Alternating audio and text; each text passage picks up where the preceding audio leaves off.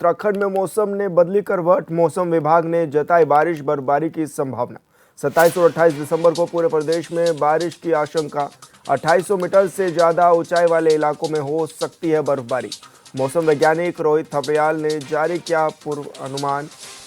पश्चिमी विक्षोभ 27 दिसंबर से होगा सक्रिय, तो थपलियाल का कहना है। और उत्तरकाशी, चमोली, रुद्रप्रयाग जिले में हल्की बारिश बर्फबारी के भी आसार हैं। तो बड़ी खबर आपको बता रहे हैं, जहां पर मौसम विभाग ने एक बार फिर से भविष्यवाणी बताई है और ये भी कहा है कि बर्फबारी और बारिश के भी आसार बने हुए हैं।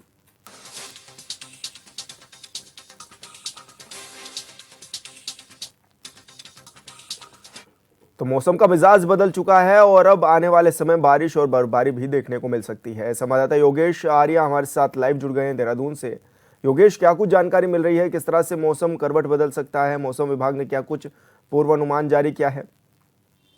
हाँ, देखिए विशाल, जिस तरह से मौसम ने करवट ली है और इसका जो पूर्व अनुमान है वो पहले से ही जो है मौसम विभाग ने 2 दिन पहले ही बता दिया था कि जो है पर्वतीय इलाकों में जो है अब जल्द ही बारिश और बारिश के साथ साथ बर्फबारी भी होने वाली है। और देखिए जिस तरह से आज से मौसम ने करवट बदली है, हल्के बादल जो है वो आसमान में छाए हुए हैं और 27 और 28 में जिस तरह से बारिश और बर्फबारी की आशंका जो है मौसम विभाग ने जताई है और मौसम वैज्ञानिकों का कहना है कि बारिश होने वाली है। और आज भी बताया जा रहा है कि कुछ हल्की बारिश जो है देहरादून सहित कई इलाकों में देखने को मिल सकती है। यही है कि इसके बाद से जो है मौसम जो है करवट बदल लेगा और जिस तरह से ठंड का असर जो है धीरे धीरे मैदानी इलाकों में बढ़ रहा था, उसके बाद ये पर्वतीय इलाकों के साथ साथ मैदानी इलाकों में और ठंड में इजाफा होगा।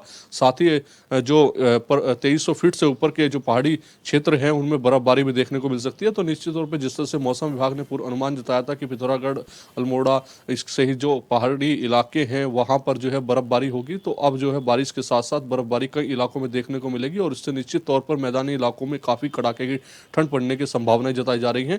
और लोगों को इससे एहतियात के लिए भी कहा जा रहा है कि जिस तरह से बारिश होगी और बर्फबारी होगी तो पहाड़ी इलाकों में जो घूमने जा रहे हैं वो भी थोड़ा एहतियात बरतें और इसके साथ साथ बचाव के जो साधन हैं वो अपने साथ जरूर लेके जाएं। जी विशाल। ऐसे में क्या माना जाए योगेश कि क्रिसमस क्योंकि आने वाला है और ऐसे में नया साल भी आएगा और बड़ी संख्या में उत्तराखंड का रुख करते हैं पर्यटक, तो उनके लिए कितनी अच्छी ये बात है? हाँ, देखिए बिल्कुल, क्रिसमस और नए वर्ष पर जिस तरह से लोग पर्यटक जो है पहाड़ी क्षेत्रों में घूमने के लिए आते हैं और मसूरी या चक्रोता की तरफ जो बर्फबारी होती है उसको देखने के लिए आते हैं, तो ऐसे में जिस तरह से मौसम विभाग ने जताया है कि बर्फबारी हो सकती है, बारिश हो सकती है, तो ऐसे में उन लोगों के लिए काफ़ी अच्छी खबर ये रहने वाली है क्योंकि हर जो पर्यटक है वो नए वर्ष पर जो है बर्फबारी का जो मज़ा है वो लेने के लिए वहाँ पर पहुँचते हैं। और ऐसे में अगर बर्फबारी मिलेगी तो निश्चित तौर पर उनकी जो खुशी है वो दोगुना हो जाएगी और वहाँ पर वो उसका काफ़ी लुत्फ उठाते दिखेंगे। और ये उनके लिहाज से काफ़ी अच्छी खबर है क्योंकि जो है अनुमान देखा जाता है कि नए वर्ष पर कई वर्षों में जो है बर्फबारी नहीं मिल पा रही थी, तो उसकी वजह से जो है जो पर्यटक हैं वो काफ़ी मायूस होते थे। हालांकि नए वर्ष का काफ़ी लुत्फ वो उठाते हैं, लेकिन इस बार अगर बर्फबारी जो है पहाड़ी इलाकों में होगी और उस नव वर्ष और क्रिसमस से पहले, तो जो लोग वहाँ पर घूमने के लिए जाएंगे तो निश्चित तौर पर उनके लिए जो लुत्फ उठाने का मज़ा होगा वो उनका दोगुना हो जाएगा। जी योगेश, ऐसे में क्या माना जाए, स्वास्थ्य विभाग किस तरह से एक्टिव भी है और किस तरह की गाइडलाइंस जारी की गई हैं ताकि लोग अपने आप को बचा सकें? और ऐसे में क्योंकि जगह जगह अलाव की व्यवस्था और रैन बसेरों की व्यवस्था करने के लिए भी कहा गया था, तो ऐसे में क्या कुछ व्यवस्थाएं हैं प्रशासन की?